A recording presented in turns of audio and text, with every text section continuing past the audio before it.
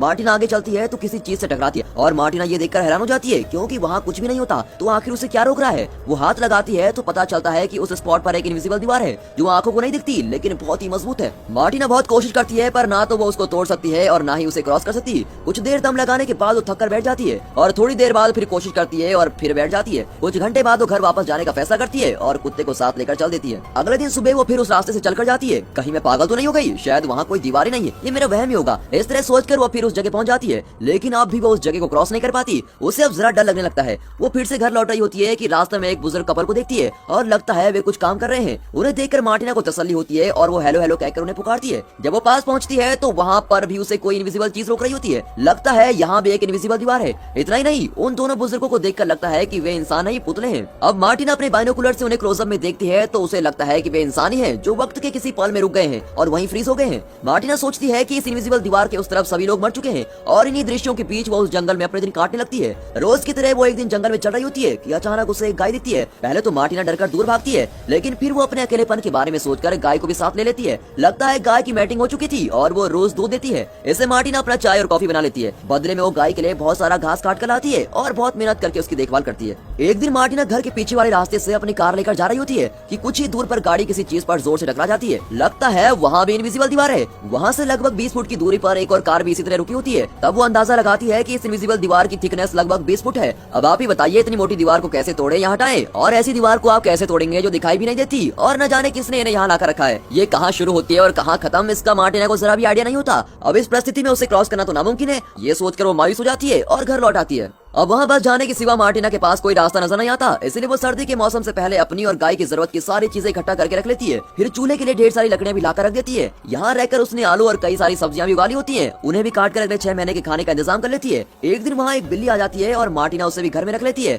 लेकिन उसका सच्चा साथी उसका कुत्ता होता है और वो उसको बहुत प्यार करती है। कभी कभी वो जंगल में जाकर शिकार भी करती है। पहले दिन वो हिरन का शिकार करने की कोशिश करती है पर ठीक से एम नहीं कर पाती और घर लौट आती है। लेकिन अगले दिन वो फिर कोशिश करती है और इस बार उसका निशाना नहीं चूकता। मरे हुए हिरन को घर ले आती है, फिर कट करके टेस्टी खाना बनाकर खाती है। अगले दिन फिर वो पहाड़ के ऊपर पहुंचती है। वहाँ सूरज और उसकी रोशनी से रंगा हुआ आसमान देखकर वो प्रकृति की सुंदरता में खो जाती है और वहीं पर सो जाती है। जब वो घर लौटती है तो बिल्ली का बच्चा हुआ होता है और इस तरह उसके दिन हफ्तों में और हफ्ते महीनों में बदल जाते हैं और उसकी जिंदगी जरा आराम से कट रही होती है। एक दिन अचानक तेज तूफान आता है और बर्फ भी गिरने लगती है। बिल्ली का बच्चा बेचारा बीमार होकर मर जाता है और मार्टिना दुखी होकर उसको दफना देती है। वो अपनी रोज की एक्सपीरियंसेस को एक डायरी में लिख रही होती है ताकि वो यहाँ की जिंदगी को भूल न पाए और बाहरी दुनिया से इस तरह कट कर रहते रहते उसे डर लगता है कि कहीं वो पागल न हो जाए।